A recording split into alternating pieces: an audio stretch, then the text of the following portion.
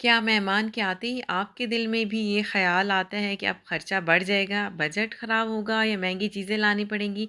और क्या कभी ऐसा हुआ है कि अचानक मेहमान आ जाएँ और घर में बिस्किट या कुकीज़ वग़ैरह ना हों और आपको समझ ना आ रहा हो कि फ़ौरी तौर पर आपने क्या करना है? तो आज की वीडियो आपकी ये टेंशन ख़त्म करने वाली है। अस्सलाम वालेकुम, मैं हूँ हमना अली। कैसे हैं आप सब? मैं बिल्कुल ठीक हूँ, अल्हम्दुलिल्लाह।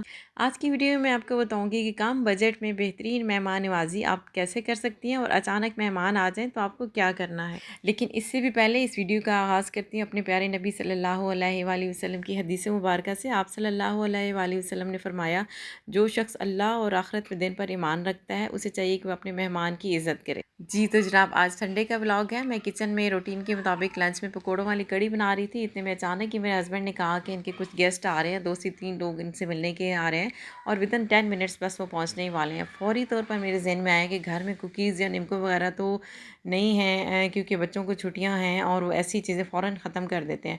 अब सोचा कि फ़ौरी तौर पर क्या हो सकता है। बाहर बारिश भी हो रही थी तो मेरे ज़हन में आया कि बेसन घर में मौजूद है, मैं चाय के साथ गर्मा गर्म पकौड़े बना लेती हूँ। दही क्योंकि रूटीन में मैं घर में ही बनाती हूँ। सब्ज़ धनिया और पालक मैंने जस्ट विदिन 5 मिनट किसी से मंगवा ली, तो मेरा था कि मैं ग्रीन चटनी बना लूँगी। पकोड़े हैं, ग्रीन चिली की चटनी घर में है, तो बस जनाब मेहमानों के लिए तो मैंने ये प्लान कर लिया। पकोड़ों में अमूमन मैं दड़ा मिर्च डालती हूँ, लेकिन वो मेरे पास ख़त्म थी तो मैंने इसमें मिर्च पाउडर डाल दिया है। कड़ी के लिए जो पकोड़े बनाने हैं उनमें अमूमन मैं पालक नहीं डालती, लेकिन जो मैंने चाय के साथ पकोड़े बनाने हैं उनमें मैं पालक डालूँगी। जैसे ही मेहमान आए सबसे पहले तो आप उनको कोई पानी या ठंडा या कोई कोल्ड ड्रिंक या आपके पास अगर घर का कोई शरबत है, नींबू पानी है, तो वो भिजवाएं ताकि आपको कुछ सोचने का टाइम मिल सके।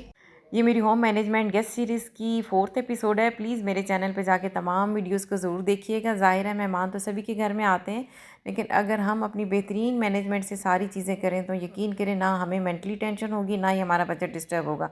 तो चलिए शुरू करते हैं। कम बजट में बेहतरीन मेहमान नवाजी के कुछ अहम और याद रखने वाली चीज़ें। सबसे पहले नंबर पर यह है कि महंगे होटल की महंगी चीज़ों के बजाय घर में मौजूद आम और सस्ते अज्जात से बेहतरीन और पेट भरने वाला खाना तैयार करें।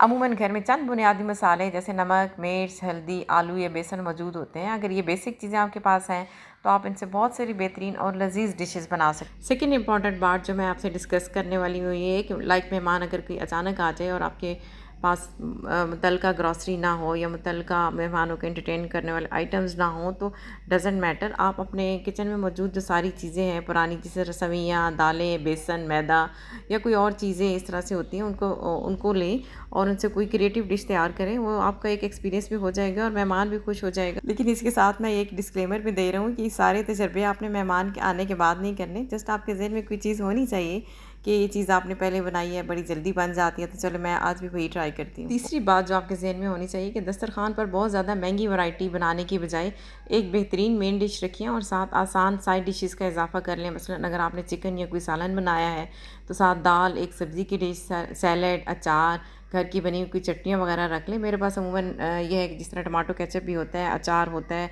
कुछ डिफरेंट चटनियाँ मैंने बना के रखी होती हैं, तो इस तरह मेहमान बड़े खुश होते हैं जब घर की चीज़ें उनके सामने। अदरवाइज़ अगर आप बाहर से कुछ चीज़ें मंगवाएंगे तो वो उनको हेजिटेशन होगी वो खाने में। सम टाइम वो गैर मयारी ऑयल या घी में फ्राई हुए हुए होते हैं, या दूसरा ये कि जब आप बाहर की चीज़ें मंगवाते हैं तो मेहमान के सामने ये तासुर जाता है कि शायद वो बोझ है या आप उनको एंटरटेन करने में हेजिटेट कर रहे हैं। तो इस चीज़ से बचने के लिए कोशिश करें कि जो घर में चीज़ है वही बनाएं। बहुत मजबूरी हो तो लाइक आप रोटियां बाहर से मंगवा लें या कोई और इस तरह की चीज़ है जिसको आपने एडजस्ट करना है, तो वो आप अरेंज कर सकते हैं। The next very important point कि महंगे बर्तनों की फ़िक्र छोड़ दें। साफ़ सुथरे जो घर में मौजूद बर्तन हैं उन्हीं को आप सलीके से यूज़ करें। मेहमान ये देखने नहीं आता कि आपने महंगे बर्तन में खाना सर्व किया है या सस्ते में। वो सिर्फ आपकी इज़्ज़त और सलीका देखता है। महंगे डिनर सेट ना होने पर परेशान होने की बिल्कुल ज़रूरत नहीं है। बस घर के आम साफ़ सुथरे बर्तनों को ट्रे में सलीके और करीने से सजाएं और कॉन्फिडेंट रहें।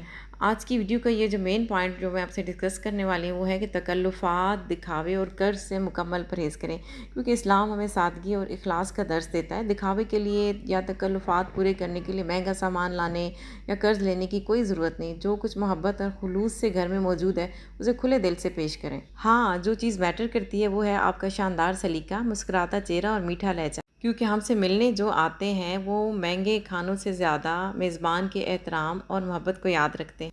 سو مائی ڈیئر سسٹرس، یہ ذہن میں رکھیے گا کہ مہمان نوازی کوئی ایک ایسا ہارڈ اینڈ فاسٹ رول یا بہت بڑا بوجھ نہیں ہے، بلکہ یہ تو پیار بانٹنے اور اپنوں کو سنبھالنے کا ایک خوبصورت موقع ہے۔ اگلی بار جب دروازے پر دستک ہو اور کچن میں چیزیں کم ہوں تو گھبرانے کی بجائے بس یہ سوچیے گا کہ آج دسترخوان کی نہیں بلکہ محبت کی سجاوٹ کے دن ہے۔ اپنے ہوم میڈ کھانوں اور پیارے سے سلیقے کے ساتھ مہمان کا دل جیت لیجیے۔ اگر آپ کو میری یہ گھریلو ٹپس اور ہوم مینجمنٹ کی اسمارٹ گیسٹ سیریز اچھی لگی ہو تو جلدی سے میرے چینل کو لائک، شیئر اور سبسکرائب کر دیں، تاکہ ہم اگلی بار کسی اور شاندار ٹاپک پہ یوں ہی گپ شپ کر سکیں۔ اپنا بہت سارا خیال رکھیے گا۔ فی امان اللہ۔